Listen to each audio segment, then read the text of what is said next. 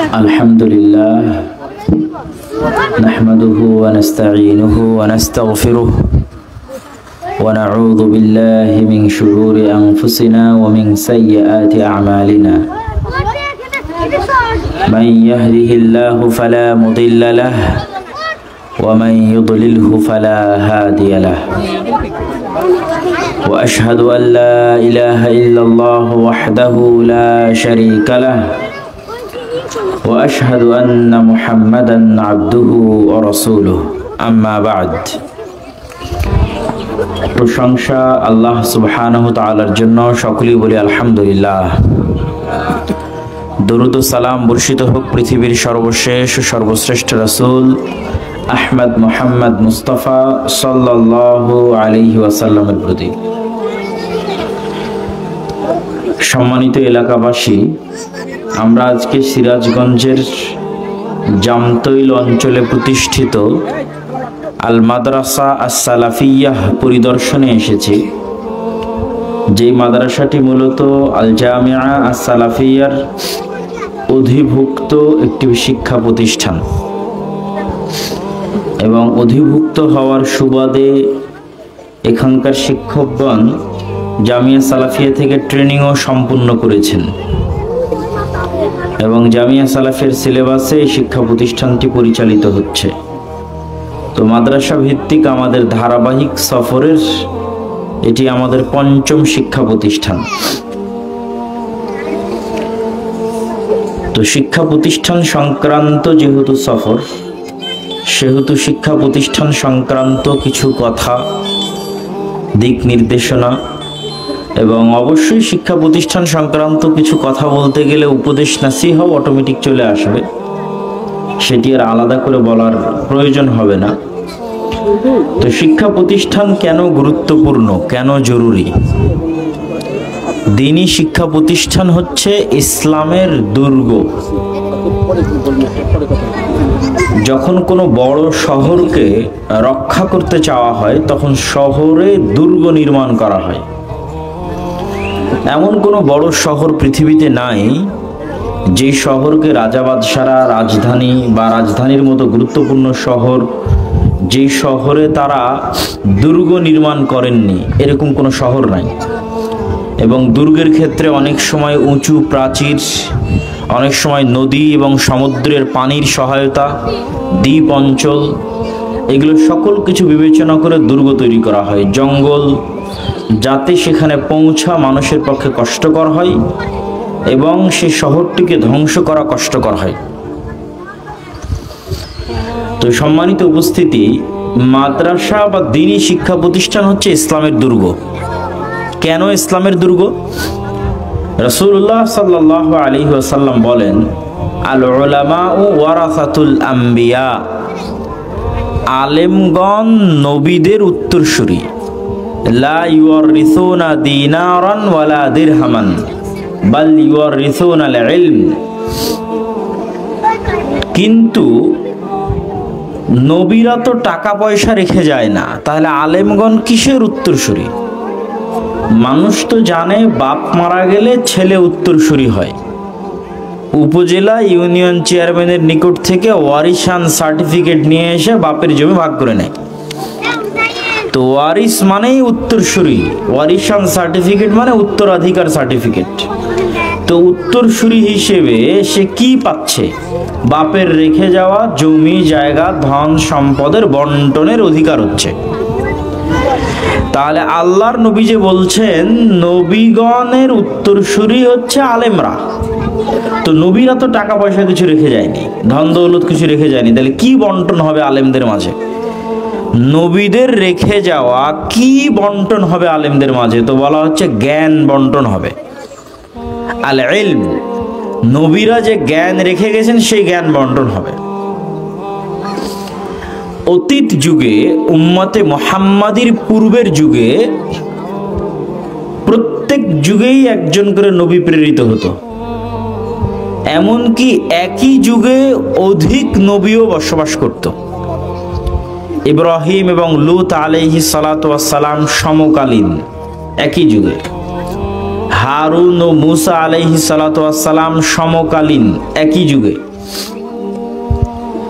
তো এরকম অসংখ্য নবী এট এ টাইম একই সাথে পৃথিবীতে বসবাস করেছে। দাউদ, সুলাইমান আলাইহিস সালাতু ওয়াস সালাম একই যুগে সমকালীন। সেখানে উম্মতে মুহাম্মাদি মুহাম্মদ সাল্লাল্লাহু আলাইহি ওয়াসাল্লামের বিদায়ের পর থেকে নিয়ে গত 1500 বছরে আর কি কোনো নবী এসেছে? আর কোনো নবী আসেনি। তাহলে যেখানে বানু ইসরাইলে প্রত্যেক যুগে নবীর প্রয়োজন হচ্ছে, শুধু তাই নয়, একই যুগে 2-3 জন করে নবী থাকতেছে, আর সেখানে উম্মতে মুহাম্মাদির 1500 বছর পার হয়ে গেল, আর কোনো নবী আসেনি, কিয়ামত পর্যন্ত আর আসবে না। তাহলে ওই যে বানু ইসরাইলের প্রত্যেক যুগে নবীরা যে কাজ করত, এই উম্মতের 1500 বছরে নবীদের সেই কাজ কারা করেছে? আলেমরা করেছে। আরো যদি 1000 বছর পৃথিবী থাকে, তাহলে আরো 1000 বছর নবীদের কাজ কারা করবে? আলেমরা করবে। এই হলো উম্মতে মুহাম্মাদির আলেমরা মুহাম্মদ সাল্লাল্লাহু আলাইহি ওয়াসাল্লামের উত্তরসূরি। এই জন্য আর নবী লাগবে না, উত্তরসূরি আলেমদের করে দেওয়া হয়েছে, আর নবী লাগবে না। এই জন্য রাসূলুল্লাহ সাল্লাল্লাহু আলাইহি ওয়াসাল্লাম আর এক হাদিসে বলেছেন, প্রতি শতাব্দীতে আল্লাহ একজন মুজাদ্দিদ পাঠান, যে ঠিক নবীদের মতো করে মানুষের মধ্যে সমাজ সংস্কার করে, হারিয়ে যাওয়া সুন্নাত জীবিত করে, বেদাত এবং শিরককে দূর করে। প্রতি শতাব্দীতে আল্লাহ একজন মুজাদ্দিদ পাঠান আলেমদের মধ্যে থেকে, যে নবীদের কাজ করে।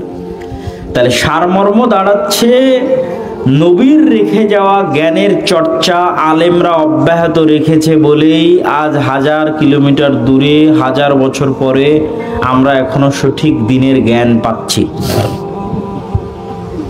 বাংলাদেশে তো আর কোনো নবী আসেনি, না এসেছে? আসেনি। তাহলে মুহাম্মদ সাল্লাল্লাহু আলাইহি ওয়াসাল্লামের জ্ঞান মক্কা এবং মদিনা থেকে সংগ্রহ করে বাংলাদেশ পর্যন্ত কোনো না কোনো আলেমই নিয়ে এসেছে, আল্লাহ রাস্তায় দাওয়াতি কাজ করতে গিয়ে। ইন্দোনেশিয়া, মালয়েশিয়া পর্যন্ত কোনো আলেমই নিয়ে গেছে। এই জন্য মাদ্রাসা বা দ্বীনি শিক্ষা প্রতিষ্ঠান ইসলামের দুর্গ। কেন? মাদ্রাসা হচ্ছে আলেম তৈরির কারখানা, কারিগর। তো কারখানায় যদি বন্ধ হয়ে যায়, তো আলেম কোথায় থেকে তৈরি হবে? কারখানা বন্ধ হয়ে গেলে মাল হবে, তৈরি হবে না। জামা কাপড়, লুঙ্গি, আপনাদের সিরাজগঞ্জে লুঙ্গি প্রচুর হয়, গামছা প্রচুর হয়। তো কারখানা বন্ধ হয়ে গেলে সেখানে কর্মচারীও থাকবে না, লেবারও থাকবে না, পণ্য উৎপাদন হবে না। আর একজনকে যে শিখাবে, সেই শিক্ষাটাও সে পাবে না। ওই জ্ঞান ওখানে, জ্ঞানের দরজাটা ওখানে বন্ধ হয়ে যাবে। তখন আর গোটা সিরাজগঞ্জে কাউকে খুঁজে পাওয়া যাবে না যে এখানে আর কেউ লুঙ্গি বানাতে পারে, এখানে আর কেউ গামছা তৈরি করতে পারে। যেমন এখন মুসলিম শাড়ি তৈরির কারিগর খুঁজে পাওয়া যায় না, কেননা ব্রিটিশরা এগুলোকে জোরপূর্বক বন্ধ করে দিয়েছিল। যে দু একজন টুকটাক জানতো তাদেরকেও শেষ করে দিয়েছিল। তো কারখানা বন্ধ, শিক্ষার রাস্তা বন্ধ, জ্ঞান বন্ধ। এই জন্য ভারত উপমহাদেশে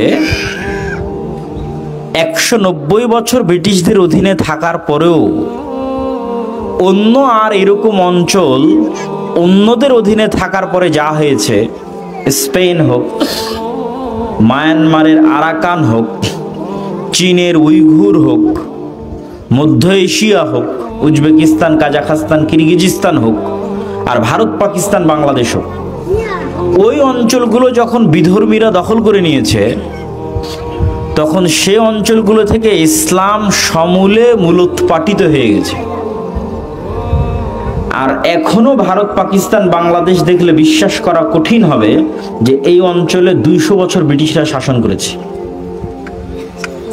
এখন আপনি বাংলাদেশ ঘুরেন, পাকিস্তান ঘুরেন, আপনার বিশ্বাস হবে না যেখানে 200 বছর ব্রিটিশরা শাসন করেছে। কেন বিশ্বাস হয় না? ব্রিটিশদের শাসনের মধ্যেও মুসলমানেরা জান জীবন দিয়ে মাদ্রাসা অব্যাহত রেখেছে। এই জন্য ইসলাম এখনো এই দেশে আছে। বলেন আলহামদুলিল্লাহ। মুসলমানেরা মানে আমাদের পূর্বসূরীরা, এই সিরাজগঞ্জেরই অতীতের পূর্বসূরীরা 100-150-200 বছর পর মাথার ঘাম পায়ে ফেলা টাকা দিয়ে দ্বীনি শিক্ষা প্রতিষ্ঠান জীবিত রেখেছে। তো আজকেও যে ফিতনা এবং ষড়যন্ত্র বন্ধ হয়ে গেছে তা নয়। এই ফিতনা এবং ষড়যন্ত্রগুলো মোকাবেলা করতে হলে দ্বীনি শিক্ষা প্রতিষ্ঠান বাঁচিয়ে রাখতে হবে, আরো প্রতিষ্ঠা করতে হবে, আরো উন্নত করতে হবে। এই জন্য আপনারা যে শিক্ষা প্রতিষ্ঠান তৈরির উদ্যোগ নিয়েছেন, চলছে, এটি একটি যুগান্তকারী বৈপ্লবিক পদক্ষেপ। এটি থেকে পিছে সরে আসা যাবে না। জান প্রাণ জীবন দিয়ে এই শিক্ষা প্রতিষ্ঠানগুলোকে উন্নত করার এবং টিকিয়ে রাখার চেষ্টা করতে হবে, বলেন ইনশাআল্লাহ।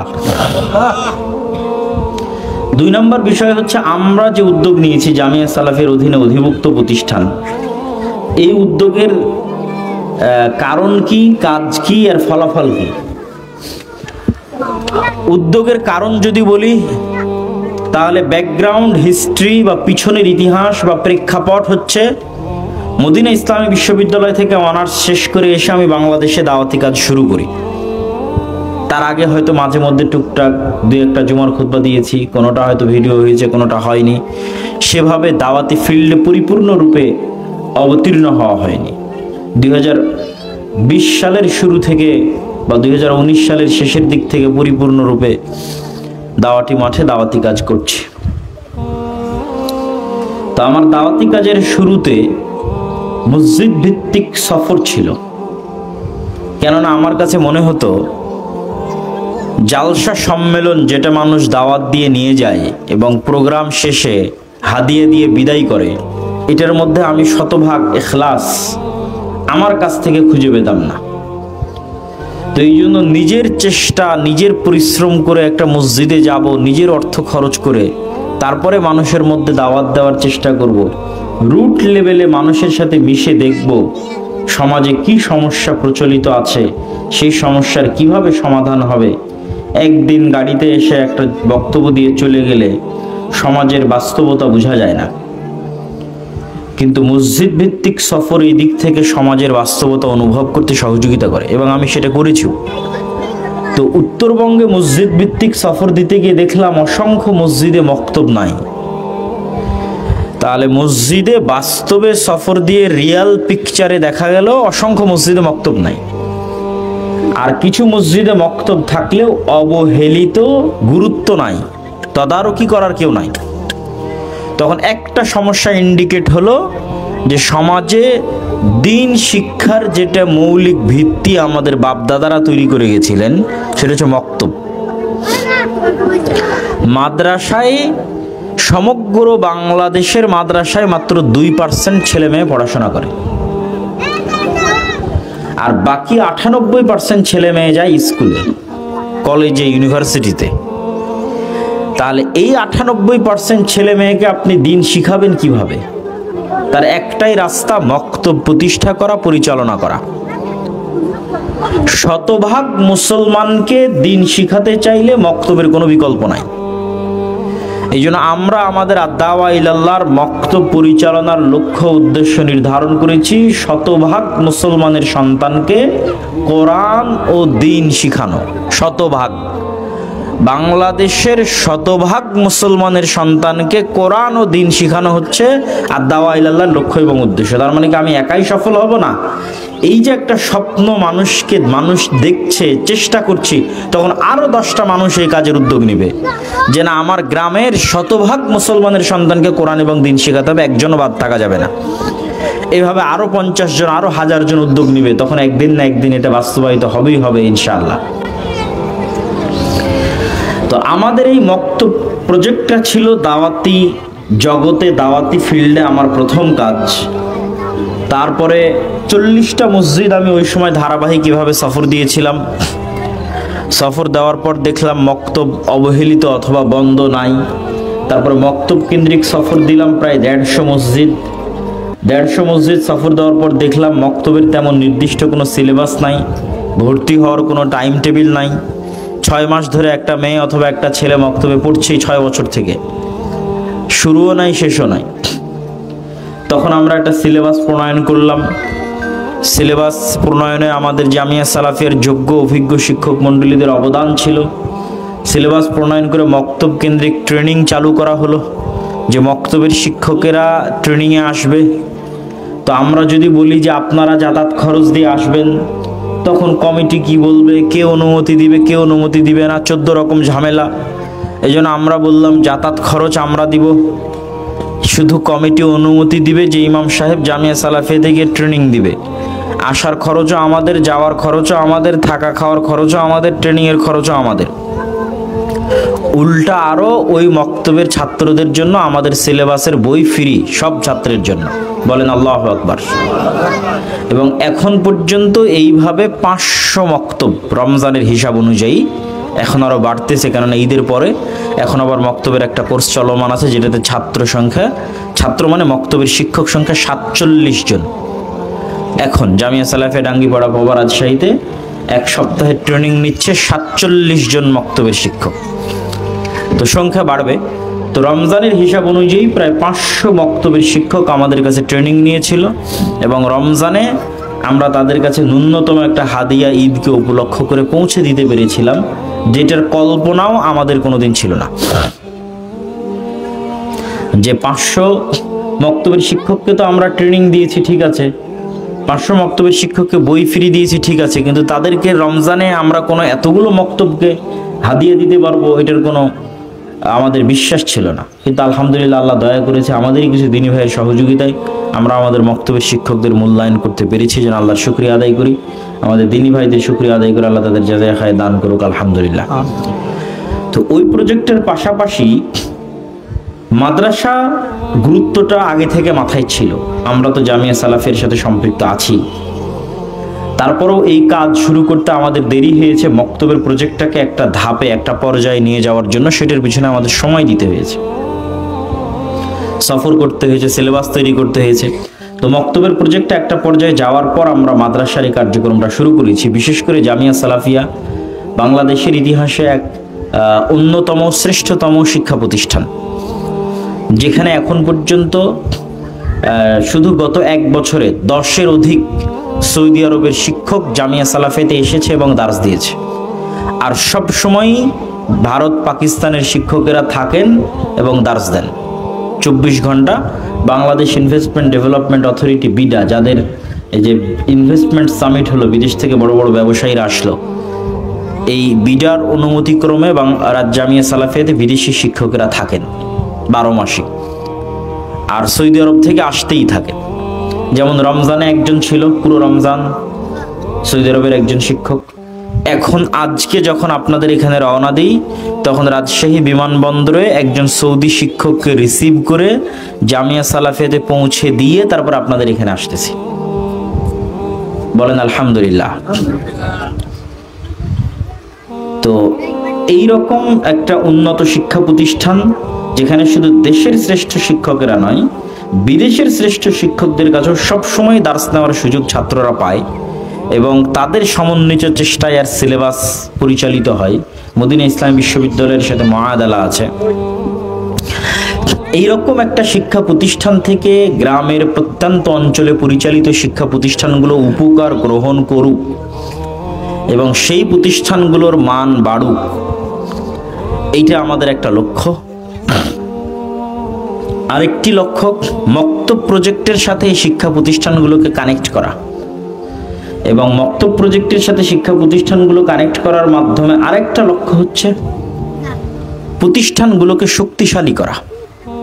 প্রতিষ্ঠানগুলোকে শক্তিশালী করা, এটার একটু ব্যাখ্যা দিব, এটার থেকে আপনাদের জন্য কিছু শিক্ষা আছে। যখন জুলাই এবং আগস্টের মাধ্যমে গত 16 বছরে যে রেজিম ছিল, সেই রেজিমের যখন সেই শাসন ব্যবস্থার যখন পতন হলো, তখন রাস্তাঘাটে পঙ্গপালের মতো লক্ষ কোটি ভোটার থাকলেও ভোটারদের রাজনৈতিক দলগুলো কিন্তু ক্ষমতায় যায়নি। আর লক্ষ কোটি পঙ্গপালের মতো মুসলিম ভোটার উপস্থিত থাকলেও তাদেরও কোনো অবস্থান সরকারে তৈরি হয়েছে সেটাও কিন্তু নয়। তাহলে একটা জায়গায় যখন পলিটিক্যাল পাওয়ার শূন্যতার লেভেলে থাকে, তখন সেই জায়গায় ক্ষমতা অটোমেটিক ট্রান্সফার হয় শক্তিশালী প্রতিষ্ঠানের হাতে। যেমন একটা শক্তিশালী প্রতিষ্ঠান হচ্ছে বাংলাদেশ সেনাবাহিনী। তো আগের রেজিম যখন ক্ষমতা থেকে চলে গেছে, তো অটোমেটিক ক্ষমতা বাংলাদেশ সেনাবাহিনীর কাছে চলে গেছে, এটা নিয়ম পৃথিবীর। শক্তিশালী প্রতিষ্ঠান হচ্ছে ব্র্যাক, শক্তিশালী প্রতিষ্ঠান গ্রামীণ ব্যাংক, শক্তিশালী প্রতিষ্ঠান প্রথম আলো, ডেইলি স্টার, এটা প্রতিষ্ঠান, এটা কোনো দল নয়। তো যখন একটা রাষ্ট্রের পলিটিক্যাল পাওয়ারের শূন্যতা দেখা দেয়, তখন সেখানে অটোমেটিক ক্ষমতা ট্রান্সফার হয় শক্তিশালী প্রতিষ্ঠানের দিকে। আর মুসলমানদের সবচেয়ে বড় দুশ্চিন্তা বা সবচেয়ে বড় অদূরদর্শিতা হচ্ছে মুসলিম দলগুলো, সংগঠনগুলো সবসময়ই জনসমর্থন, পলিটিক্যাল পাওয়ার, বিশাল জনসমাবেশ এগুলোর দিকে মনোযোগ দিয়েছে। সদস্য বাড়ানো, কর্মী বাড়ানো, কখনো শক্তিশালী প্রতিষ্ঠান তৈরি করার দিকে মনোযোগ দেয়নি। অথচ শক্তিশালী প্রতিষ্ঠান যে কতটা পাওয়ারফুল হতে পারে সেটা তারা কখনো চিন্তাতেও আনেনি। এই জন্য আমাদের শক্তিশালী মিডিয়া নাই, শক্তিশালী পত্রিকা নাই, শক্তিশালী অর্থনৈতিক প্রতিষ্ঠান নাই, কিছু নাই। তো প্রতিষ্ঠান শক্তিশালী করা আমাদের একটা শেষ লক্ষ্য উদ্দেশ্য। এই শক্তিশালী মানে প্রতিষ্ঠান যেমন নিজে অভ্যন্তরীণভাবে শক্তিশালী হবে, বাহির থেকেও শক্তিশালী হবে। যেমন আমি একটা উদাহরণ দিই কিভাবে শক্তিশালী হতে পারে। আমরা মনে করি আমাদের দ্বীনি শিক্ষা প্রতিষ্ঠানের কাজ শুধু নামাজ শিখানো, দোয়া শিখানো এবং উজু শিখানো, হুকুম আহকাম মাসলা মাসাইল শিখানো।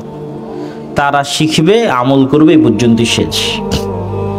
সমাজে যে একটা অন্যায় হচ্ছে, সামাজিক অন্যায়, সেই অন্যায়ে সৎ কাজের আদেশ এবং অসৎ কাজে বাধা প্রদান করাও যে একটা মসজিদ মাদ্রাসার জিম্মেদারি, সেটা কিন্তু আমরা সম্পূর্ণরূপে ভুলে গেছি, আমাদের মাথাতেই রাখিনি। এমনকি আমি এখনো যদি আপনাকে বলি সৎ কাজে আদেশ করতে হবে, অসৎ কাজে বাধা দিতে হবে, সেক্ষেত্রেও আপনি মনে করবেন সৎ কাজে আদেশ মানে কাউকে নামাজ পড়ার আদেশ দেওয়া, আর অসৎ কাজে বাধা মানে কেউ হয়তো বেপরদা আছে, গান শুনতেছে, তাকে সেটা করতে বাধা দেওয়া।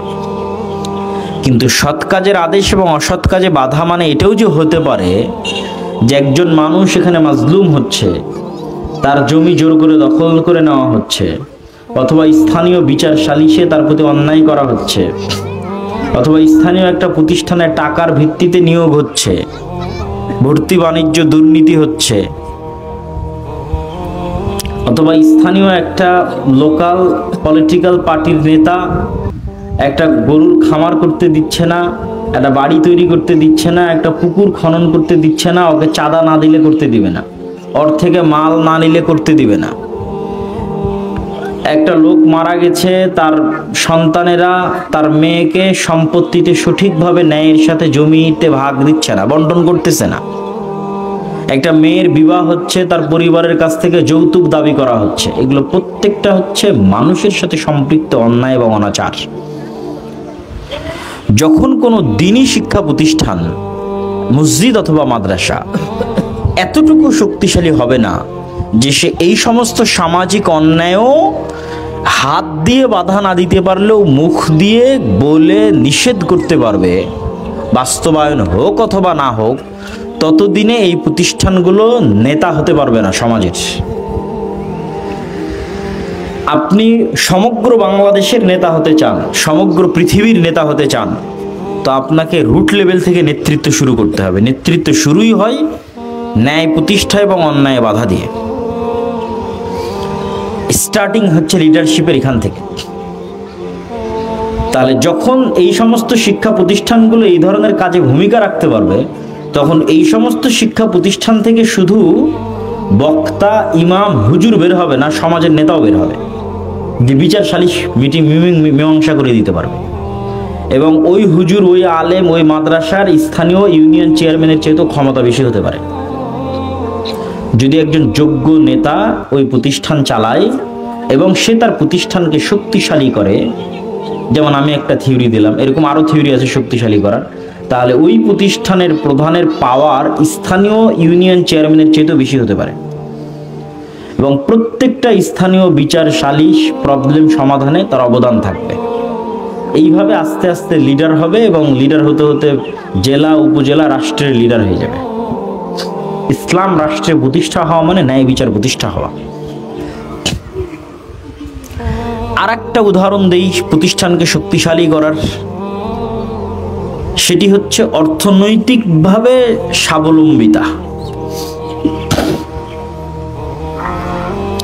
অবশ্যই প্রতিষ্ঠানগুলো অন্যের সহায়তাতেই চলে, অন্যের দানেই চলে, কিন্তু তারপরেও প্রতিষ্ঠানের একটা প্রজেক্ট থাকতে হবে, সেটা অন্যের দানে অন্যের সহায়তাতেই কিন্তু মানুষকে দেওয়ার। মানে প্রতিষ্ঠান যদি এর মধ্যেই সীমাবদ্ধ থাকে যে শুধু নিবে, আমার প্রতিষ্ঠানের ছাদ লাগবে, বিল্ডিং লাগবে, বাড়ি লাগবে, মসজিদ লাগবে, শুধু সমাজের মানুষ দিচ্ছে, আপনি প্রতিষ্ঠানের আরো একটা প্রজেক্ট চালু করেন যে এই প্রতিষ্ঠান সমাজের মানুষের সহযোগিতাতেই সমাজের মানুষের উপকার করবে। যেমন আমরা আমাদের একটি প্রজেক্টের ঘোষণা দিয়েছি, যেগুলো আমাদের এই মুআদালাভুক্ত জামিয়া সালাফিয়ার সাথে অধিভুক্ত এই সমস্ত শিক্ষা প্রতিষ্ঠান এবং এই সমস্ত পরিচালিত যে মক্তবগুলো পরিচালিত হচ্ছে, এগুলো থেকেই পরিচালিত হবে। সেটা হচ্ছে কর্জে হাসানা, এবং এগুলোর কার্যক্রম মোটামুটি আমাদের শুরু হয়েছে আলহামদুলিল্লাহ। সুদ মুক্ত কর্জে হাসানা, এবং শুধু উদ্যোক্তাদের দেওয়া, যারা এটা ব্যবসায়িক কাজে লাগাবে, ছোট ক্ষুদ্র ব্যবসা। এরকম কাউকে নয় যে বিলাসী পণ্য কিনতে লোন নিবে।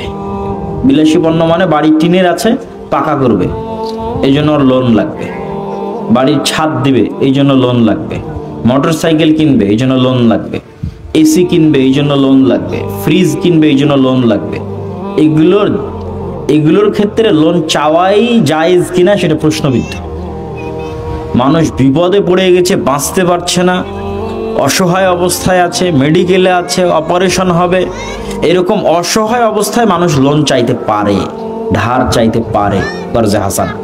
কিন্তু স্বাভাবিক জীবন চলতেছে, তার চেয়ে একটু মান উন্নয়ন করবে, এই জন্য টাকা ধার নিবে, সেটা যদি সুদমুক্ত হয় সেটা জায়েজ কিনা এটা প্রশ্নবিদ্ধ। কিন্তু দেখবেন যে আমাদের সমাজের যত কিস্তি চলমান আছে, লোনের কিস্তি, তার প্রত্যেকটার বেশিরভাগ কিস্তি হচ্ছে স্বাভাবিক জীবনের চাইতে আরেকটু ভালো থাকার প্রবণতা। এরকম না যে না খেয়ে মরে যাচ্ছিল, এই জন্য এখন লোন লাগবে। এই জন্য এই বদ অভ্যাস থেকে বের হয়ে আসতে হবে। এই বদ অভ্যাস মানুষকে মিথ্যা বলা শিখায়, আর একবার মিথ্যার কালচার প্রতিষ্ঠিত হয়ে গেলে নেতা হওয়া অসম্ভব। তখন চোর, ডাকাত, দুর্নীতিবাজ, বাটপার সমাজই তৈরি হবে। আর চোর, ডাকাত, দুর্নীতিবাজ, বাটপার দিয়ে কখনো রাষ্ট্রের নেতা হওয়া এবং রাষ্ট্রের ইসলাম প্রতিষ্ঠা করা সম্ভব নয়, অসম্ভব। এই জন্য আমরা যারা ক্ষুদ্র উদ্যোক্তা, ক্ষুদ্র ব্যবসায়ী, তাদেরকে আমাদের সাধ্যের মধ্যে থেকে আমরা বিনা সুদে কর্জে হাসানা দেওয়ার উদ্যোগ নিয়েছি, যেগুলো এই ধরনের প্রতিষ্ঠানগুলো থেকেই বিতরণ হবে, যা এই প্রতিষ্ঠানগুলোর ক্ষমতা বৃদ্ধি করতে সহায়তা করবে। একটা মসজিদের ক্ষমতা বৃদ্ধি করতে, একটা মাদ্রাসার সামাজিক ক্ষমতা বৃদ্ধি করতে সহায়তা করবে। তাহলে আমি যদি আপনার কাছে সারমর্ম পেশ করি যে আল জামিয়া সালাফিয়ার অধিভুক্ত প্রতিষ্ঠানগুলো নিয়ে আমরা কাজ করছি কি কি লক্ষ্য উদ্দেশ্য নিয়ে। এক, এই শিক্ষা প্রতিষ্ঠানগুলোর শিক্ষার মান বাড়বে, এটা তো কমন। জামিয়া সালাফিয়া এই শিক্ষা প্রতিষ্ঠানের শিক্ষকদের ট্রেনিং দিবে, জামিয়া সালাফের সিলেবাস বাস্তবায়ন হবে, জামিয়া সালাফিয়ার টিচাররা এসে মাঝে মধ্যেই তদারকি করবে, এবং অনেক সময় বিভিন্ন ফাইনাল পরীক্ষাও সেন্ট্রাল প্রশ্নপত্রের আলোকে অনুষ্ঠিত হবে। এবং এই সমস্ত প্রতিষ্ঠানের ছাত্রদের ভালো রেজাল্টের ভিত্তিতে সরাসরি জামিয়া সালাফিয়াতে ট্রান্সফার হওয়ারও সুযোগ থাকবে, ভর্তি পরীক্ষা ছাড়াই। এগুলো স্বাভাবিক। এর পাশাপাশি আরও সমাজে কি ভূমিকা রাখতে পারবে জামিয়া সালাফিয়া বা দাওয়া ইলাল্লাহর অধীনে পরিচালিত মক্তব প্রজেক্টগুলো, এরকম স্থানীয় লোকাল মাদ্রাসাগুলোর অধীনে এগুলোকে সেন্ট্রাল ব্রাঞ্চ হিসেবে, লোকাল ব্রাঞ্চ হিসেবে গণ্য করে ওই মসজিদগুলোতে দাওয়াতি কাজ এবং দিন শিক্ষার উন্নয়নের জন্য কাজে লাগানো হবে।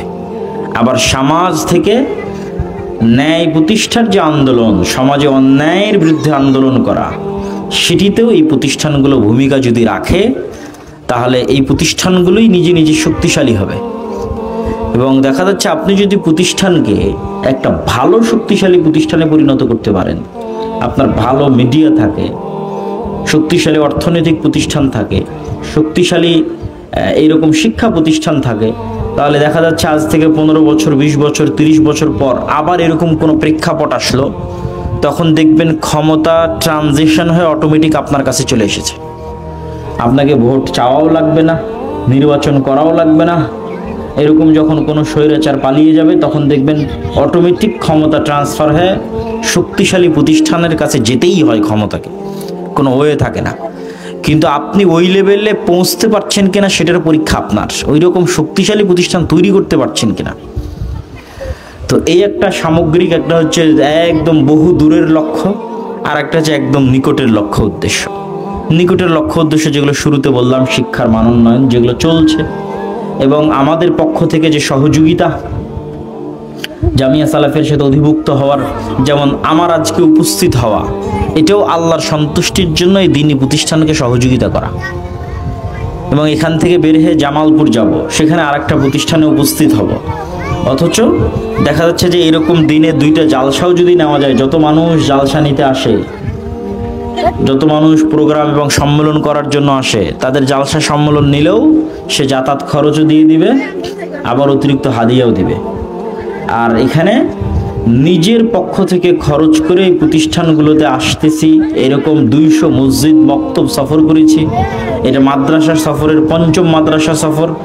এগুলোর কোনো লক্ষ্য উদ্দেশ্য নাই, দুনিয়াবি কোনো স্বার্থ নাই, এটার একটাই লক্ষ্য উদ্দেশ্য যে আমার সময় ওই বিভিন্নভাবে জালসা সম্মেলনের মাধ্যমে ব্যয় হয়ে নির্ধারিত কোনো লক্ষ্য উদ্দেশ্যে পৌঁছতে পারছে না, সেটার চাইতে এটা নির্ধারিত লক্ষ্য উদ্দেশ্যে পৌঁছার জন্য গঠনমূলক একটা সমাজের মান উন্নয়নের জন্য যদি আমি আব্দুল্লাহ আমাকে এরকম পরিশ্রম করা লাগে, সময় দেওয়া লাগে, মেধার শ্রম, নিজের সময়, অর্থনৈতিক খরচ, তো আল্লাহর সন্তুষ্টির জন্য আমরা সেটা করতে প্রস্তুত আছি ইনশাআল্লাহ। আল্লাহ সুবহানাহু ওয়া তাআলা যেন আমাদের এই নেক নিয়তকে কবুল করে, বলেন আল্লাহুম্মা আমিন। আর পাশাপাশি মাসিকাল ইরতিসামকে মূল্যায়ন করার চেষ্টা করতে হবে। আমি জানি না এখানে আসে কিনা, অথবা গাড়িতেও আজকে আছে কিনা তাও জানা নাই। নিয়মিত মাসিকাল ইরতিসামের সম্পাদকীয় লিখি। মাসিকাল ইরতিসামে এরকম দেশি বিদেশি শিক্ষকদের সমন্বয়ে যে ফতোয়া বোর্ড আছে, সেই ফতোয়া বোর্ড থেকে ফতোয়া যায়। এটা বাংলাদেশের একমাত্র ফতোয়া বোর্ড যেখানে বিদেশের বড় বড় মুহাদ্দিসরা অংশগ্রহণ করে।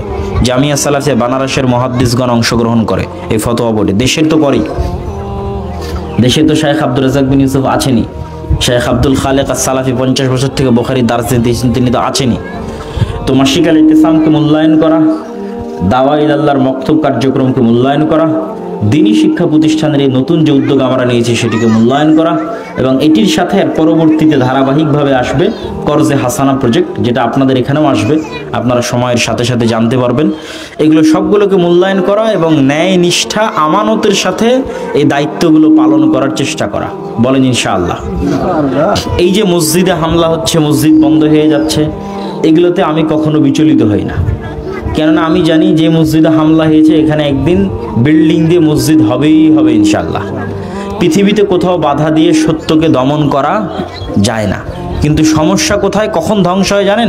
যখন ভিতরে ভিতরে মারামারি লাগে, যখন আমানতের খেয়ানত হয়, ন্যায়পরায়ণতার অভাব হয়। এই মাদ্রাসা কেউ এসে বাহির থেকে এসে ষড়যন্ত্র করে বন্ধ করে দিবে আর বন্ধ হয়ে যাবে, এটা আমি বিশ্বাস করি না। কিন্তু এই মাদ্রাসার মধ্যেই যখন গন্ডগোল লেগে যাবে তখন আসলেই বন্ধ হয়ে যেতে পারে মাদ্রাসা। তো ন্যায়পরায়ণতা এবং আমানতদারিতে উঠে গেলে সেখান থেকে কল্যাণ এবং বরকত উঠে যায়। তো এই জন্য যে কাজের সাথে আপনারা যুক্ত থাকেন না কেন, ইখলাসের সাথে, ন্যায়পরায়ণতার সাথে, আমানতদারিতার সাথে যুক্ত থাকবেন। আল্লাহ আপনাদের এই মাদ্রাসা সালাফিয়াকে কবুল করুক, আল্লাহুম্মা আমিন। আর একটা বিষয়ের আমরা ওয়াদা দিচ্ছি না, তবে না চাইতেই যেমন 500 মসজিদের শিক্ষকদের আমরা ন্যূনতম হলেও হাদিয়া পৌঁছাতে পেরেছি রমজানে, আল্লাহর দয়ার তো অভাব নাই। আমরা যদি পারি বৎসরে 6 মাসে এই সমস্ত দ্বীনি শিক্ষা প্রতিষ্ঠানকে কিছু অর্থনৈতিক সহযোগিতাও যদি আল্লাহ আমাদের করার তৌফিক দেয়, তো আমরা করব না কেন? চেষ্টা ইনশাআল্লাহ করব। তৌফিক দেওয়ার মালিককে আল্লাহ। আল্লাহ সুবহানাহু ওয়া তাআলা কবুল করুক, আল্লাহুম্মা আমিন। এই বলে আমার বক্তব্য, আমার আলোচনা শেষ করলাম। আপনাদের কোনো কথা অথবা প্রশ্ন থাকলে বা কোনো কথা না থাকলে বৈঠক শেষের সমাপনী বক্তব্য দিয়ে শেষ করে দিন। আসসালামু আলাইকুম।